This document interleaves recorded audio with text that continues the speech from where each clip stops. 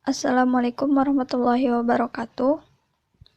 Baik teman-teman semua, kali ini kita akan membahas soal TOEFL, yaitu saya akan coba explain to you bagaimana cara mengerjakan soal-soal struktur dalam latihan TOEFL. Berikut saya akan coba jelaskan beberapa contoh soal beserta penjelasannya. Please attention. Di sini saya menggunakan beberapa latihan soal dari skill 1 until 8 dalam soal-soal TOEFL yang biasa kita temui. Number 1. The three basic chords in blah blah blah, the tonic, the dominant, and the subdominant.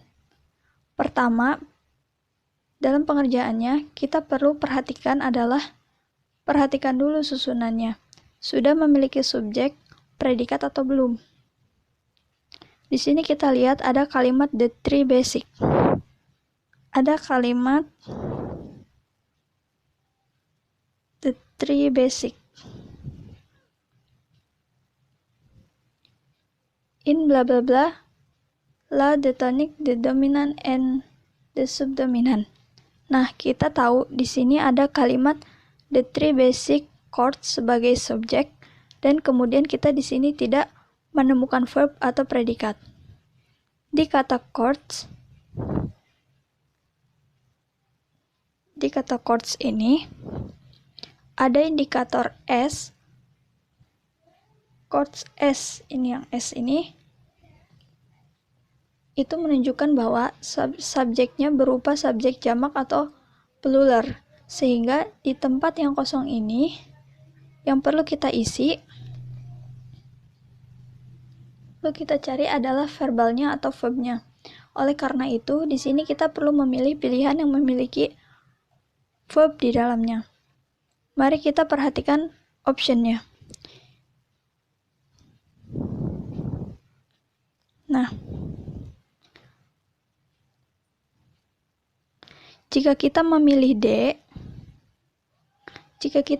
D, maka pasti jawabannya adalah incorrect. Ini adalah pilihan yang paling salah di antara yang lain. Kenapa? Karena dia memiliki subjek dan predikat yaitu they dan are. Sedangkan kita hanya butuh verb, atau misalnya kita choice option A. Itu juga incorrect karena ini merupakan subjek atau noun dan tidak memiliki verb. Sedangkan kita membutuhkan verb untuk melengkapi kalimat di atas. Dan yang memiliki verb hanyalah option B dan C. Dan yang paling tepat adalah yang C. Dia memiliki verb yaitu are. Mengapa option B salah? Karena dia memiliki verb, akan tetapi verbnya is, sedangkan subjeknya bersifat plural, sehingga penggunaan is ini tidak tepat untuk menjadi isi dari nomor 1 ini.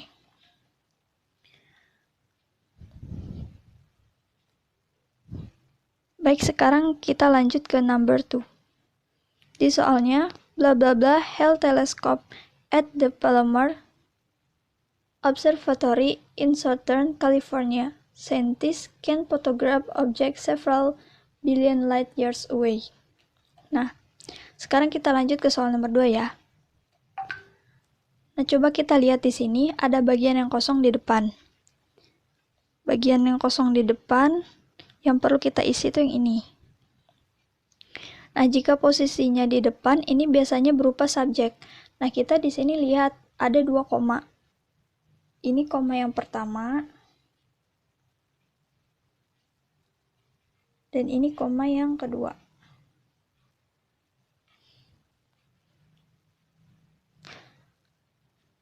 Lalu setelah koma ada kalimat scientists can photograph, sehingga scientist merupakan sebuah subjek dan can photograph merupakan sebuah predikat atau verb.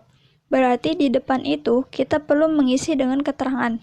Nah, di sini hanya ada kalimat held telescope yang merupakan subjek, sehingga kita hanya perlu konektor atau keterangan yang tepat saja yang mampu jadi penjelas dari kalimatnya. Mari kita lihat option D. Jika kamu memilih option D, it is the, maka jelas itu jawabannya adalah incorrect. karena nanti akan double subjek dan double predikat. Atau kita mau milih pilihan yang E, yaitu the, maka itu juga tidak tepat. Atau memilih option C, they use the, jelas pula itu lebih tidak tepat karena akan double, sehingga yang paling tepat di sini adalah option B, with the Hubble telescope. Baik, kita lanjut next question, number 3. Without the proper card installed inside the computer, blah blah blah, impossible to run a graphics program.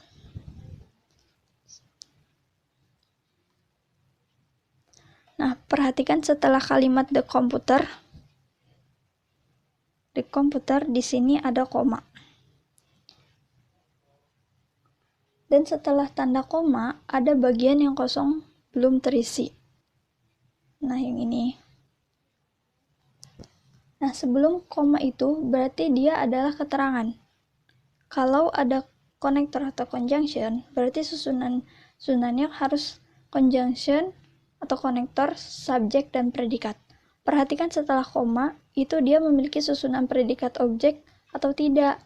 Impossible to run a graphic program. Dan impossible di sini bukan verb, bukan juga subjek. Sehingga di tempat yang kosong di soal setelah koma, yang perlu kita isi adalah susunan subjek ditambah verbal atau verb. Oleh karena itu, dari option berikut, yang nantinya akan kita pilih adalah yang susunannya subjek dan juga predikat.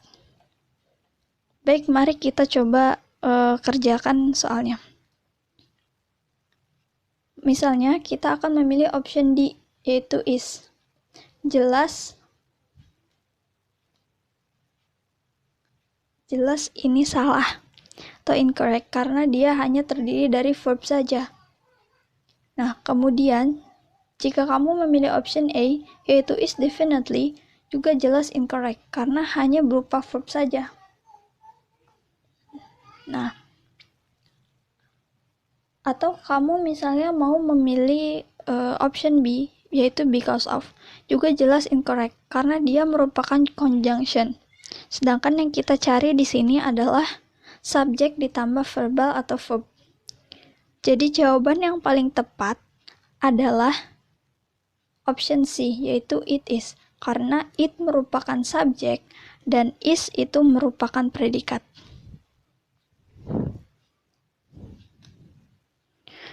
Baik, cukup sampai di sini. Hanya itu yang bisa saya sampaikan. Terima kasih. Thanks for attention. Wassalamualaikum warahmatullahi wabarakatuh.